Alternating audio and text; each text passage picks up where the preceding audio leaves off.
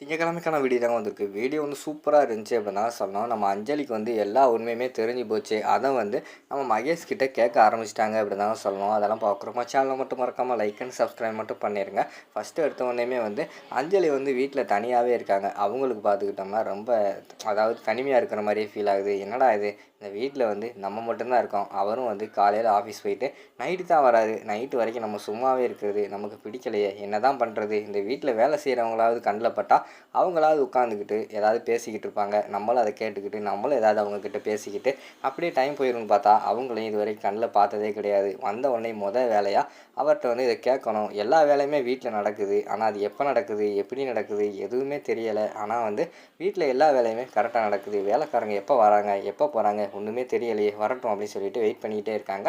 கரெக்டாக அந்த நேரத்தில் மகேஷும் வேலையை முடிச்சுட்டு வீட்டுக்கு வராரு. வந்த உடனேயும் வாங்க உட்காருங்க, அவங்ககிட்ட ஒரு முக்கியமான விஷயம் கேட்கணும்னு சொல்லிக்கிட்டு இருந்தேன் அப்படிங்கிற மாதிரி சொல்கிறாங்க.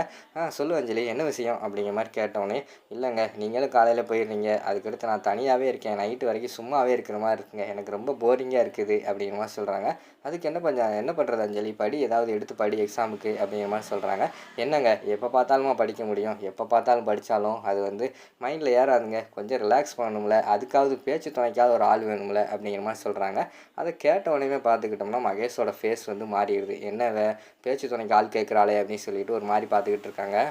சரி இப்போ என்ன பண்ணுறது அஞ்சலி சொல்லு அப்படிங்கிற மாதிரி சொன்னோன்னே, இல்லைங்க இந்த வீட்டில் தான் நீங்கள் தான் வேலையாட்கள் நிறைய பேர் இருக்காங்க, வேலையெல்லாம் பார்த்துக்கிட்டு இருக்காங்க அப்படின்னு சொல்கிறீங்கல்ல, அவங்களாவது கண்ணில் காட்டுங்க, அவங்ககிட்டயாவது பேசிக்கிட்டு இருக்கலாம் அப்படிங்கிற மாதிரி சொல்கிறாங்க. அவங்க தான் வேலை செஞ்சுட்டு போயிட்டாங்களே, அவங்க நீ எப்போயாவது அவங்க ஃப்ரீ டைமாக இருக்கிறப்ப தான் வருவாங்க, வந்துட்டு வேலையை முடிச்சுட்டு போயிடுவாங்க, இங்கேயே இருக்க மாட்டாங்க அப்படிங்கிற மாதிரி சொல்கிறாங்க.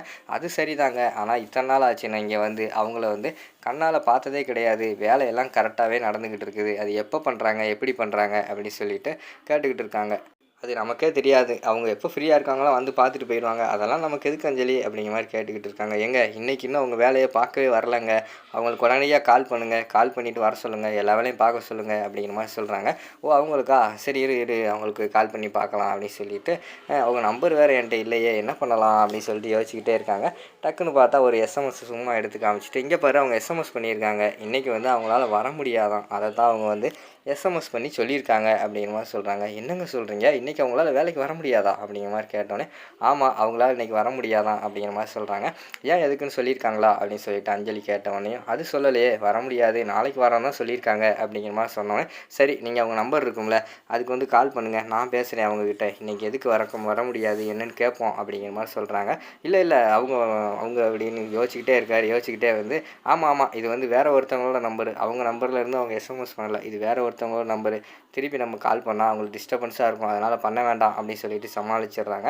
என்னங்க நீங்கள் என்ன கேட்டாலும் ஏதாவது ஒன்று சொல்லிக்கிட்டே இருக்கீங்க, சரி வேறு யாருக்காவது கால் பண்ணுங்கள், இவ்வளோ வேலை யார் பண்ணுறது அப்படிங்கிற மாதிரி சொன்னேன். அதான் நான் இருக்கேன்ல நான் பார்க்குறேன் அப்படின்னு சொல்லிட்டு அந்த இடத்துல மகேஷ் வந்து சொல்கிறாங்க. ஏங்க இவ்வளோ வேலையும் தனியாலாம் பார்க்க முடியாது, நீங்கள் சின்ன வீடாவை கட்டி வச்சுருக்கீங்க, இவ்வளோ பெரிய வீடு கட்டி வச்சுருக்கீங்க, ஒரு ஆள் எப்படி இந்த வேலையெல்லாம் பார்க்க முடியும், அதெல்லாம் நீங்கள்லாம் பார்க்க வேண்டாம், வேறு வேலைக்காரங்க யாராக இருந்தால் வர சொல்லுங்கள், அவங்களாவது வேலை பார்த்துக்கிட்டு இருப்பாங்க, நான் ஏதாவது அவங்க கூட பேசிக்கிட்டு டைம் ஸ்பெண்ட் பண்ணிக்கிட்டு இருப்பேன் அப்படிங்கிற மாதிரி சொல்கிறாங்க. அஞ்சலி கூல் கூல், ஏன் இதுக்கு டென்ஷன் ஆகுற, நீ போய் ரிஃப்ரெஷ் ஆகிட்டு வா, நான் வேறு யாராவது ஆள் வர்றாங்களா என்னன்னு சொல்லிட்டு நான் பார்க்குறேன், நீ போய் நீ குளிச்சுட்டு ரிஃப்ரெஷ் ஆகிட்டு மெதுவாக வா, நான் பார்த்துக்கிறேன் அப்படிங்கிற மாதிரி சொல்கிறாங்க. சரின்னு சொல்லிட்டு அவங்க உள்ளே போயிடுறாங்க. இங்கிட்டு பார்த்தா மகேஷுக்கு வந்து என்ன பண்ணுறதுனே தெரில. என்னடா இவன் நம்மக்கிட்ட தான் மட்டும்தான் பேசணும், இவளை நம்ம எந்த அளவுக்கு லவ் பண்ணிக்கிட்டு இருக்கோம், அவகிட்ட நம்ம எவ்வளோ டைம் ஸ்பெண்ட் பண்ணிக்கிட்டு இருக்கோம், இவன் நம்மளை விட்டுட்டு வேறு ஒருத்தவங்க கூட பேசணும்னு சொல்லிக்கிட்டு இருக்கா, இது எனக்கு சுத்தமாக பிடிக்காது. அஞ்சலி நீ வந்து தப்பு பண்ணிக்கிட்டு இருக்க அஞ்சலி, நீ அப்படி சொல்லக்கூடாது, வேறு ஒருத்தவங்ககிட்ட வந்து பேசுகிறேன்னு சொல்லிட்டு என்கிட்ட சொல்லவே கூடாது, நீ முழுக்க முழுக்க என்கிட்ட மட்டும்தான் பேசணும், வேறு யார்கிட்ட பேசினாலும் அது எனக்கு பிடிக்காது அப்படின்னு சொல்லிட்டு அவங்க ரிஃப்ரெஷ் ஆகிட்டு வர்றதுக்குள்ளே வீட்டு வேலை எல்லாமே மகேஷ் வந்து பார்த்துக்கிட்டு இருக்கிற மாதிரி தான் காட்டுறாங்க. அதோட பார்த்துக்கிட்டிங்கன்னா அந்த எபிசோடு வந்து முடிச்சிடுறாங்க.